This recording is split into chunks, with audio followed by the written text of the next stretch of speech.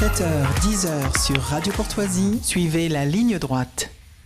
Et nous recevons aujourd'hui François Bourdi, l'auteur de L'Armoire, un roman philosophique étonnant qui décrit le parcours d'un narrateur troublé, à l'imagination débordante et à la réflexion atypique et brillante. Peut-être, chers auditeurs, attendez-vous à un résumé plus précis, mais en réalité, les pages s'enchaînent, nous propulsant dans des univers et des réflexions si différentes que je serais bien en peine de le résumer autrement. Je donne donc la parole à l'auteur qui en parlera bien mieux que moi. François Bourdi, bonjour. Bonjour. Alors je précise également que pour mener cet entretien, je suis accompagnée de notre journaliste partenaire Xavier Aimant, écrivain, rédacteur en chef de Livre Arbitre et chroniqueur pour la revue Éléments. Bonjour Xavier. Bonjour à tous. Alors on commence. François Bourdil, quel était le but de ce livre avant de rentrer entre les pages pour essayer de décortiquer tout ça? Quel a été votre objectif Qu'est-ce qui a motivé votre décision à écrire cet ouvrage? Alors, d'abord, au départ, c'était un simple défi personnel de l'ordre de l'amusement. Je me suis dit, je vais enfermer un homme désespéré dans une armoire, et puis il va laisser libre jeu à son imagination et incarner des personnages aussi divers que possible. Bon, mais en réalité, je n'avais pas d'issue. Donc, on était dans un roman un peu kafkaïen, c'est-à-dire avec une hypothèse absurde et après un développement plutôt réaliste. Et puis, il y a un personnage qui est apparu, que je n'avais pas du tout prévu. Il s'appelle Azrek, qui est une sorte de représentation de l'inconscient, du ça, ou une sorte de démon. Il va vouloir mener le jeu à la place de l'homme dans l'armoire et l'emmener peut-être dans des directions qu'il n'attendait pas.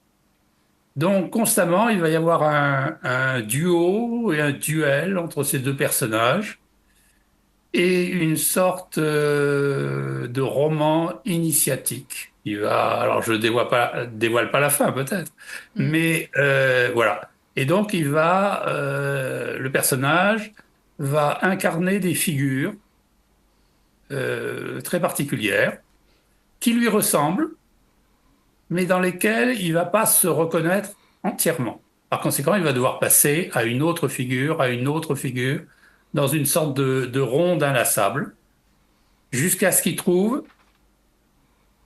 l'explication. Voilà. Vous parlez de cet homme désespéré que vous enfermez dans une armoire. Alors ma question sera peut-être un peu trop personnelle. Cet homme désespéré, est-ce que ça pourrait être vous ? Pas du tout, non. Non, je ne suis pas du tout désespéré, non. Mais j'ai quand même la capacité de me mettre à la place des autres. C'est le minimum pour quelqu'un qui veut écrire des histoires, hein, quand même. Parce qu'on a la sensation en lisant le livre qu'on rentre vraiment dans l'intimité d'une personne. Et alors effectivement, dans ces cas-là, c'est une belle prouesse puisque vous donnez l'impression vraiment de livrer toutes les réflexions et l'intimité du personnage. Donc bravo à vous dans ces cas-là. Merci. Oui. Xavier Aimant, je vous laisse la parole. Oui, alors votre éditeur, qui est Sylvain Durin des éditions du Verbeau, dit de votre ouvrage qu'il est extraordinaire, mais dans le sens premier du terme, c'est-à-dire qu'il est hors de l'ordinaire, qu'il sort de l'ordinaire, qu'il est surprenant, qu'il est original, ça on peut pas le contester. Il est même parfois un peu déroutant, et à sa lecture, on peine finalement à le faire entrer dans une des catégories classiques, on va dire de l'édition, parce que comme vous l'avez évoqué, c'est une sorte de parcours intérieur de plusieurs personnages, de chemin psychologique mais aussi philosophique entre l'enfermement et la lumière, entre l'isolement, le repli et la rédemption. Donc, on ne sait pas trop si c'est un essai philosophique, un roman, une suite de nouvelles qui ont quand même tout un lien entre elles. Comment, pour votre part, vous définiriez cet ouvrage ? Je pense que c'est un roman, parce que dans chacun des récits faits à la première personne, interviennent toujours le même personnage, Azrek, et interviennent toujours les mêmes thèmes. C'est-à-dire, c'était la difficulté principale. Je voulais raconter l'histoire d'un personnage à travers d'autres personnages, mais qu'on reconnaisse toujours le narrateur. Techniquement, c'est assez difficile. Il faut donc, ici ou là, mettre des petits signes qui confirment qu'on a bien affaire au narrateur et pas à quelqu'un d'autre. Alors, effectivement, la grande difficulté, c'est de donner à croire à l'existence du personnage fictif, des différents personnages fictifs, mais en même temps contrôlés par le narrateur lui-même. Et ça, c'est assez difficile. Et justement, bah, comme c'est un roman qui a des aspects religieux, si je devais le classer dans une catégorie, je dirais s'il fait partie de l'existentialisme chrétien. C'est-à-dire que vous avez prononcé le mot qu'il fallait, c'est-à-dire rédemption. On aurait pu dire aussi conversion. Voilà. Mais c'est tout à fait ça. On, C'est un roman de rédemption. on a déjà évoqué plusieurs fois le nom de Hasdrek, qui est donc l'un des personnages de ce roman. Effectivement, au-delà du personnage, c'est peut-être plutôt des pensées assez inopinées qui viennent troubler le narrateur. Dès les premières lignes, il y a cette phrase « Non Hasdrek, non pas elle, nous n'avons rien en commun, je le jure ». Alors, est-ce que ce serait une sorte de subconscient qu'il nous faut réfréner? Et est-ce que c'est possible finalement, ou est-ce que l'on veut s'auto-persuader qu'on peut se détacher de cette partie de nous-mêmes? Ah oui, c'est une question fondamentale. Et à vrai dire, je n'ai pas tout à fait la réponse. Je peux vous donner une réponse littéraire, mais pas une réponse scientifique. Dans le roman, il va réussir à se détacher et à chasser ce démon intérieur. Mais il devra parcourir toute une odyssée intérieure très, très, très complexe. Et puis, au départ, je pense que vous l'avez remarqué, la première incarnation n'a rien à voir avec lui, puisqu'il s'agit d'une petite fille schizophrène. Ouais. Bon, qui est tout à fait le symbole de son aliénation première. Et il lui-même est étonné par cette première personnalité qui, en principe, ne lui ressemble pas. Donc, dans le roman, il y a une progression. On passe d'une personnalité qui a certains rapports avec lui à une personnalité qui en a encore plus, encore plus, encore plus. Alors, le paradoxe est le suivant. Il est entré dans une armoire, mais en réalité, c'est pour une ascension. C'est-à-dire, en se repliant sur lui-même, sur sa vie intérieure, il va connaître une sorte d'ascension. Voilà. C'est le paradoxe du livre. Xavier Aimant. Alors justement, dans votre livre, il est beaucoup question de solitude, d'isolement, d'enfermement même. Dans un passé récent, nous avons tous connu une période d'isolement et d'enfermement particulièrement radicale, je dirais, particulièrement concrète également. C'est évidemment celle du confinement lié à la crise du Covid. Est-ce que cette période particulièrement marquante, et elle aussi, on peut dire, extraordinaire, a nourri votre inspiration et a participé à la réalisation de votre ouvrage? Je pense que oui. Je pense que oui. D'autant plus qu'il y avait des éléments communs. La peur, en particulier. La peur, l'homme dans l'armoire, en réalité, il a peur d'accepter ce qu'il est.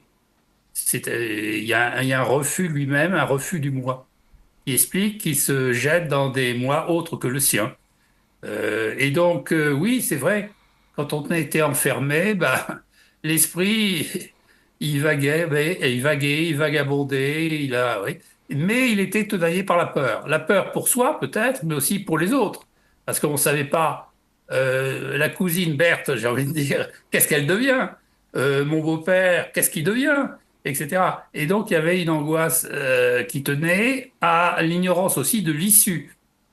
Heureusement, bon, malheureusement, il y a eu des milliers de morts, mais l'issue, bon, ça a été le vaccin, ça a été, etc. On a trouvé une porte de sortie.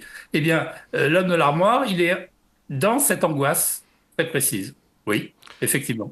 Et donc, on peut dire quelque part que l'enfermement, même quand il vient de l'extérieur, qu'il est forcé, peut être aussi une chance, entre guillemets, pour revenir à l'essentiel, pour retrouver une vie intérieure que peut-être les modernes ont un peu perdu dans la frénésie de la modernité, de la vie de tous les jours. Donc en fait, un enfermement peut être une chance, à condition bien sûr d'en sortir. Absolument. C'est tout à fait l'ambivalence. C'est tout à fait l'ambivalence de l'enfermement. On est à la fois contraint, mais cette contrainte peut vous permettre de faire des découvertes sur vous-même, absolument capitales, et amener après des changements décisifs. Oui, bien sûr.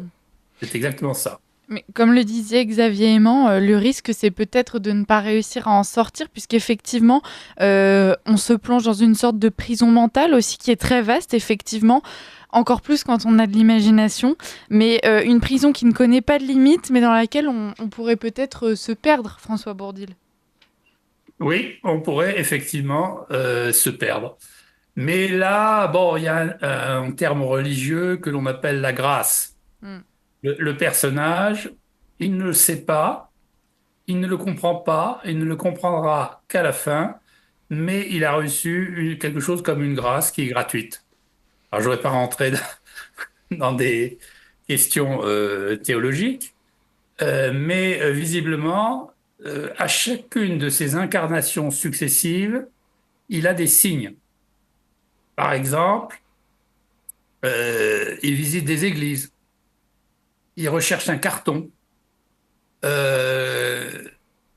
découvre un manuscrit qui parle de Saint François, et à chaque fois, il dit, c'est pas pour moi. C'est pas pour moi, ça ne me concerne pas. Qu'est-ce que c'est que ça? Ça m'égare, je ne suis pas. Et peu à peu, il y a cette ascension. Voilà. Vous parlez de référence au catholicisme. La religion, effectivement, apparaît comme une porte de sortie, on peut le dire. Est-ce que, au-delà de la religion, il s'agit surtout de spiritualité? Est-ce que vous pensez que cette porte de sortie pourrait se trouver plus généralement dans la spiritualité sans nécessairement passer par le catholicisme? Mais tout à fait. Tout à fait. C'est-à-dire que, oui, c'est la recherche d'une transcendance, quelle qu'elle soit. C'est-à-dire de quelque chose qui vous guide, qui donne un sens à votre vie. Je parlais tout à l'heure de Kafka. Ce qui est frappant chez les personnages de Kafka, avant même les écrits de Camus, c'est que leur vie n'a aucun sens. Vous regardez dans le procès, le personnage, au fond, c'est un homme qui vit au jour le jour, dans une semi-obscurité. Même pas l'obscurité complète, la nuit. C'est une semi-obscurité. Et puis là, il va être accusé. Il sait même pas pourquoi. Il n'a pas moyen de se défendre, mais il empoigne sa vie pour essayer de comprendre ce mystère. Et à la fin, malheureusement, ça lui coûte très cher, si j'ose dire, puisqu'il meurt. Mais je rappelle que Kafka, lorsqu'il lisait les dernières pages, la page de la décapitation, qui est quand même horrible de son personnage, il riait aux éclats et ses amis riaient aux éclats. C'est-à-dire qu'il y a une part d'humour noir dans cette recherche. Et d'admettre que notre vie est faite de misère, de grandeur, etc. Là, on retrouve, d'ailleurs dans le personnage, c'est exactement ça, on retrouve ce mélange que Pascal a si bien décrit.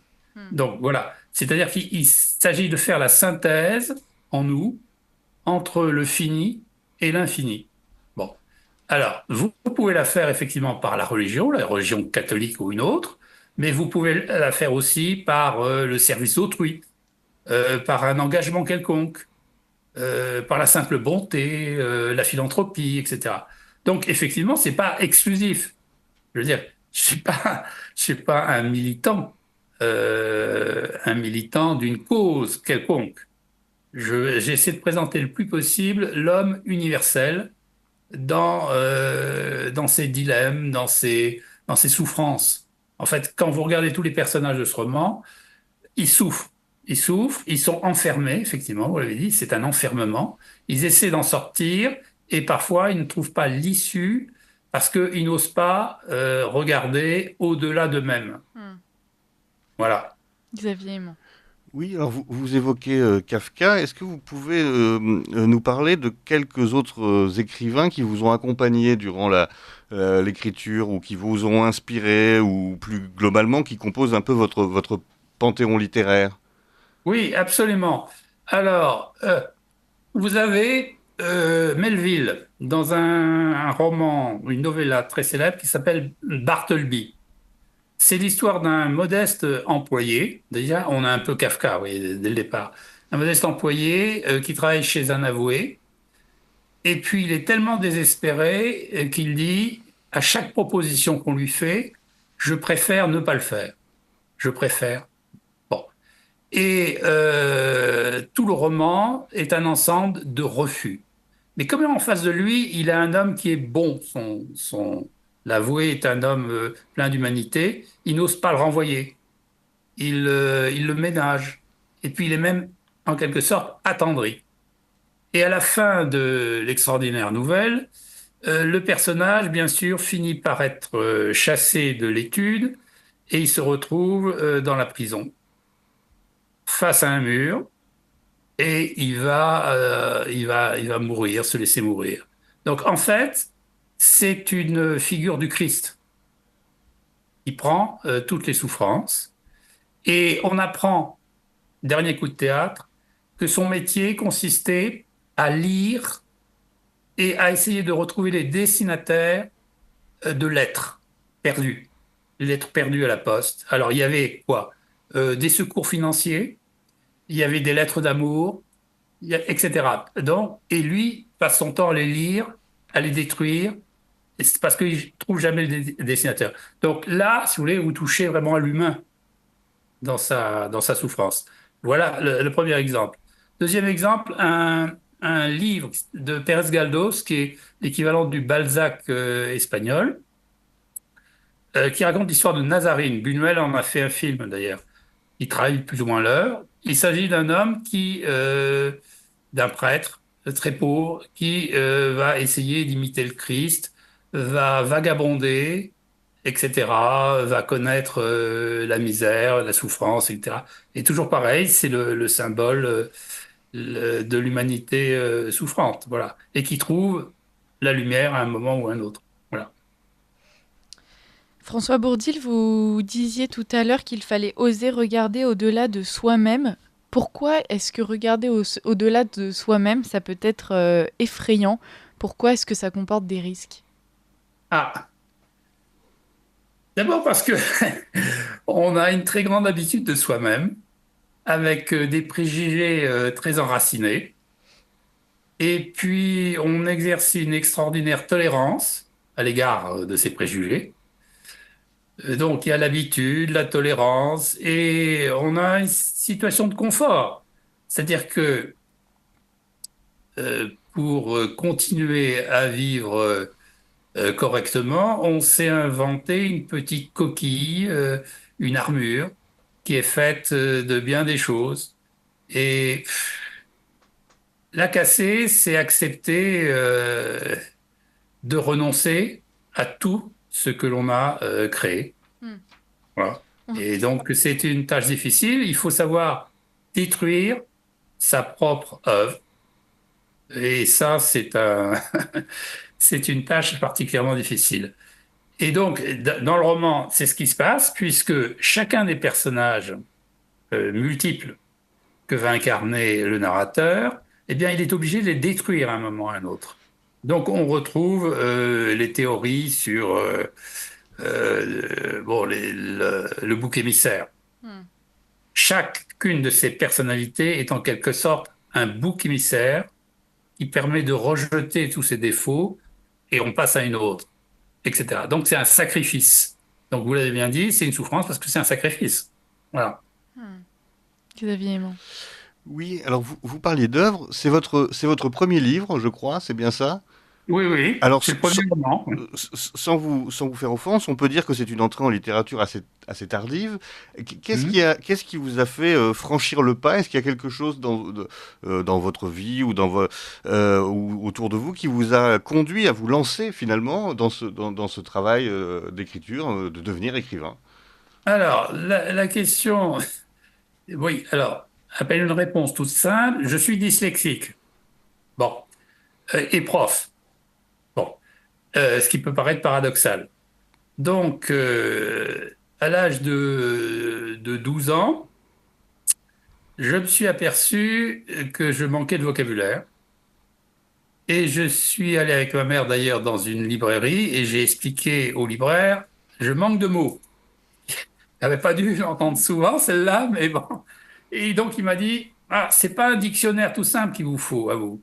C'est un dictionnaire analogique.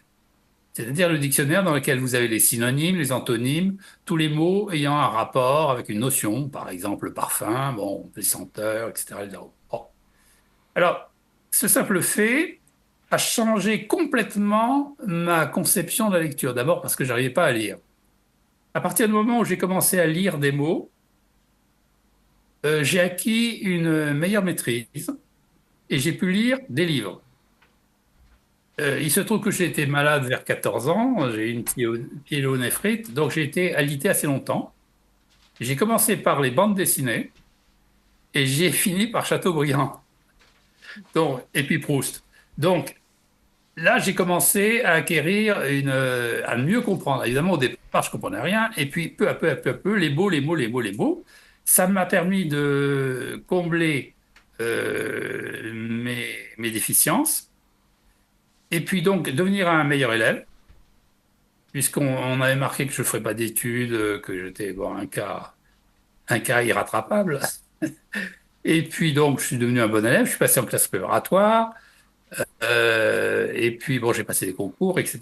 Bon, donc je suis devenu prof. Et le plus étonnant, c'est que vous savez très bien, les profs, les jeunes profs, on les nomme dans des coins absolument impossibles, hein. Dans des collèges vraiment perdus, avec des élèves perdus aussi. Et je me suis retrouvé devant un auditoire qui était dans le même cas que moi. En sixième, il ne savait pas lire. Alors je me suis dit, je vais appliquer les méthodes que je me suis appliquées à moi-même. Donc, j'ai commencé par écrire des textes qui reprenaient les mots. Par exemple, la joie, la tristesse. Ensuite, je demandais, donc c'était mes œuvres personnelles, hein. Donc, je demandais aux élèves de relever les mots de joie, de tristesse.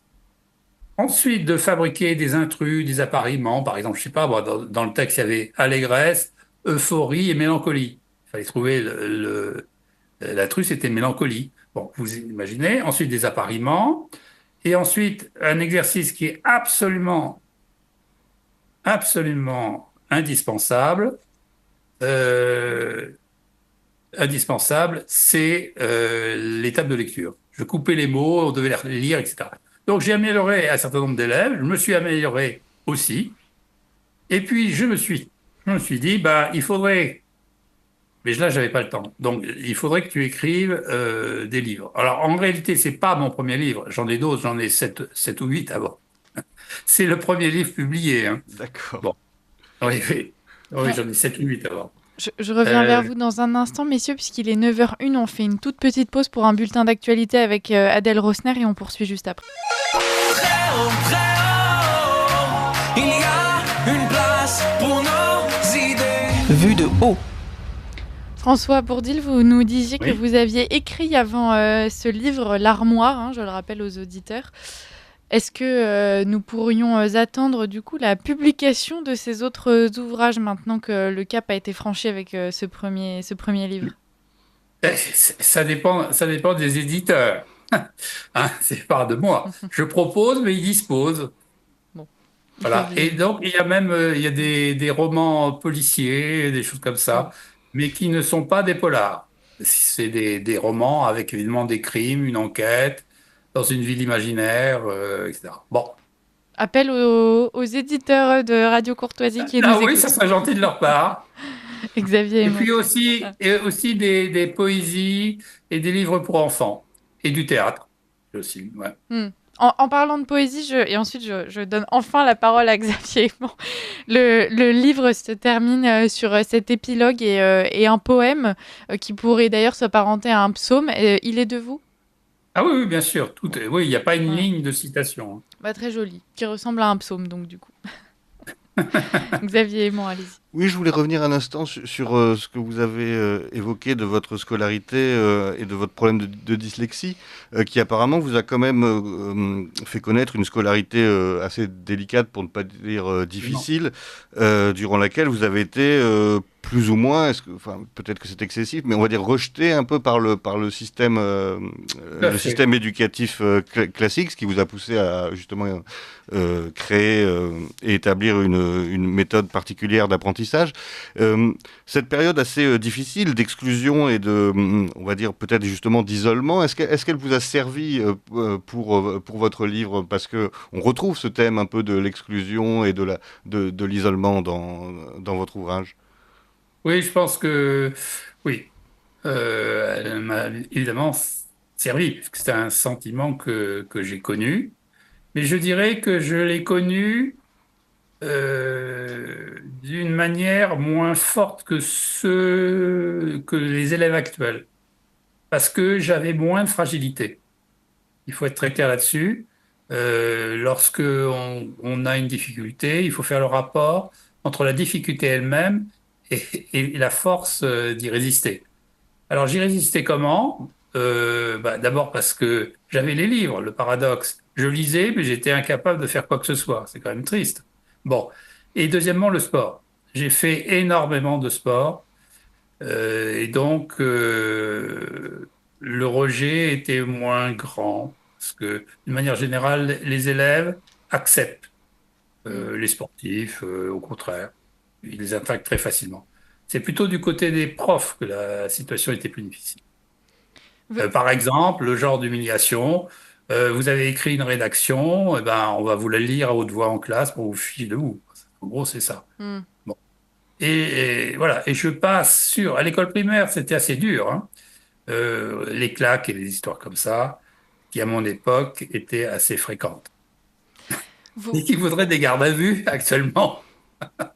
C'est pas faux.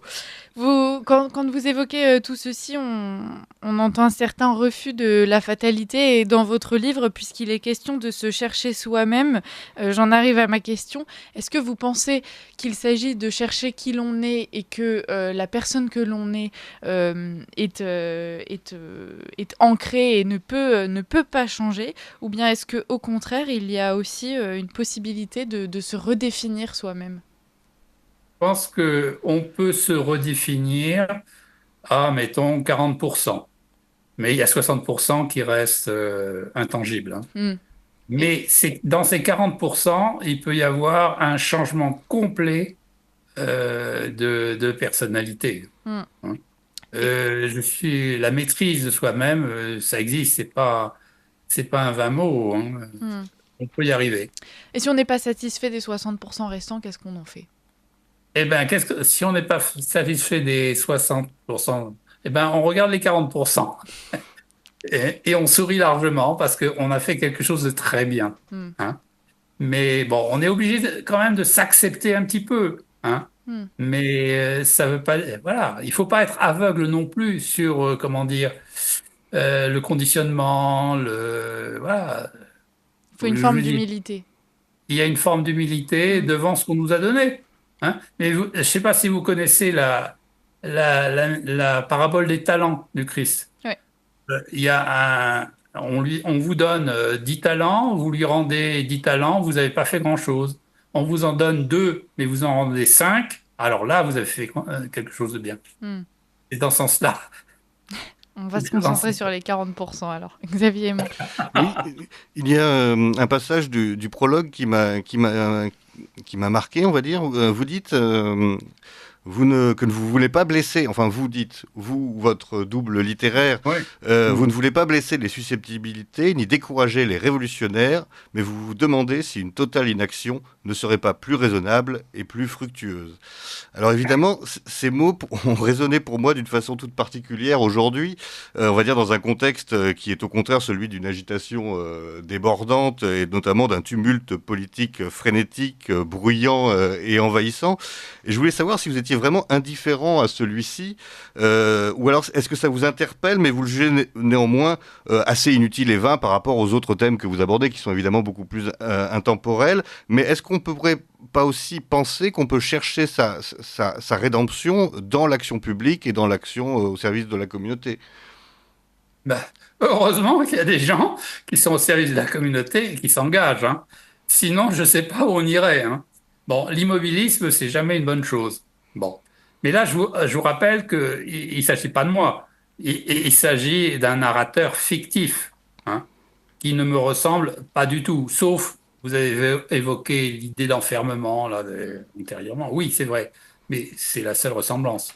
Ces convictions ne sont pas les miennes. Cette espèce de fatalisme, de retrait, c'est pas le mien. D'ailleurs, je fais partie d'associations, etc. Bon, bref. Donc, non, non, non, non, non, non. Vous- Je me retire pas dans ma tour d'ivoire en tournant en rond, c'est pas mon style. Mais par contre, les personnages, ça peut leur arriver. Ouais. Voilà. Hein. Bon, vous choisissez l'action. oui, je trouve que c'est mieux. Et de toute façon, écrire un livre, c'est aussi une forme d'action, Ouais. même si elle est modeste. Hein. C'est une forme d'action. Hmm. Qu'on peut vous reprocher ou qu'on peut approuver d'ailleurs. C'est un risque. Hmm. Et qui peut nourrir la réflexion. Peut-être que l'un sans l'autre, d'ailleurs, serait bien pauvre. Ah bah oui, bah bien sûr. Oui. Xavier Aimant. Oui, alors nous l'avons dit, votre ouvrage est extrêmement original et assez inclassable, mais juste une petite incise, pour moi, il évoque néanmoins un autre ouvrage contemporain. Alors je ne sais pas si vous le connaissez, moi je le connais bien parce que c'est les éditions de Livre Arbitre qui l'ont publié, et il s'agit du livre La Tour et la Plaine de Thomas Clavel, et c'est un livre qui raconte les affres d'un personnage qui lutte contre ses démons intérieurs, et plus particulièrement contre deux d'entre eux, le démon de l'enfermement et celui de la démesure et de l'infini. Et donc je ne sais pas si vous le connaissez, mais si vous ne le connaissez pas, je vous Non, invite pas du vraiment à le découvrir, donc, Ouais. Mhm. parce que je pense que vous y trouverez sinon des ressemblances, du moins des échos à votre propre ouvrage. Ça m'a sauté un peu aux yeux Oui, c'est vrai. en lisant votre livre. Mhm. Et quelle est la conclusion, si je peux me permettre, de La Tour et la Plaine, Xavier Aimant? Alors malheureusement, elle est assez tragique puisque le personnage principal finit par renoncer à la lutte, et en fait, ce sont les démons qui l'emportent. Hélas, donc là pour le coup c'est pas une issue très heureuse pour le coup. On trouve souvent une forme de sécurité et de facilité dans les choix qui apparaissent comme étant mauvais ou pas forcément avisés. C'est plus rarement l'inverse. Comment est-ce que vous pourriez l'expliquer, François Bourdil? Euh, On a oui. souvent la tentation des mauvais choix. On C'est a plus souvent la difficile tentation de... c'est plus difficile de faire de bons choix. Ça nous coûte souvent bien plus. Oui, mais le gros problème, c'est qu'on ne sait pas au départ ce qui est bon et ce qui est mauvais. C'est dans... On ne le sait pas. Il faudrait... On n'a pas forcément des critères tout à fait justes pour choisir. Donc, on se trompe. Mais il n'est pas interdit de se tromper et puis de réparer ses erreurs après. Vous voyez ce que je veux dire? Il n'y a pas de choix irréversible. Il y a aussi Il y a un choix- il y a aussi le schéma où consciemment on choisit la facilité tout en sachant que ce n'est pas le choix le plus juste ou le plus avisé. Oui, c'est vrai. Mais en général, l'issue n'est pas très bonne parce que si Ouais. on a déjà un premier frein, si on sent qu'on a tort, à un moment ou à un autre, on va quand même bifurquer, me semble-t-il. Hmm. On va s'obstiner dans une erreur simplement parce qu'on l'a choisi à un moment T, je suis pas sûr. Hein. Hmm. Non, ce qui est beaucoup plus grave, c'est les choix enthousiastes qui font que sans réflexion, on se jette dans un parti plutôt que autre chose. Et là, ça peut avoir des inconvénients parce Hmm. que se mêle l'orgueil. J'ai choisi, donc j'ai raison. Bah non, non, non, non. On peut se tromper. Hmm. Alors j'ai bien compris que vous n'étiez pas vos personnages, les personnages de ce roman, qui est néanmoins qu'on peut considérer comme aussi un récit d'une conversion, parce que Oui, finalement c'est au bout du chemin, c'est la croix. C'est la croix qui illumine, vraiment. c'est la croix qui permet une sortie vers le haut, et finalement c'est un chemin de conversion. Alors je ne peux pas m'empêcher de vous demander, est-ce que c'est quelque chose que vous avez vous-même connu, Non, non, non, ce pas du chemin tout. de conversion, d'accord. Pas du tout. Pas du tout. Pas du tout. Je suis né catholique, baptisé, confirmé. J'ai fait partie des jeunesses étudiantes chrétiennes. Donc j'ai fait des camps, construit des tables à feu dans les bois. Est-ce que ce livre aurait pour vocation peut-être de susciter en revanche des conversions? Ah, je sais pas. Non, ça serait très prétentieux de le dire. Et Hmm. puis conversion, pas forcément la croyance, la foi. Ouais. Comme vous l'avez dit, l'engagement, autre chose, de dire, je vais pas rester à piétiner dans mon armoire éternellement. Il faut que j'en sorte. Il faut que je fasse quelque chose de mon existence. Déjà ça, c'est sortir de l'armoire. En fait. Voilà. Hmm. À la fin, votre personnage meurt, vous l'avez dit. Je ne pense, je trahis la fin pour les auditeurs, pardonnez-moi. Le personnage meurt, et puis tout s'arrête d'un coup. Est-ce qu'il y a un après? On parle souvent de la notion d'héritage, etc.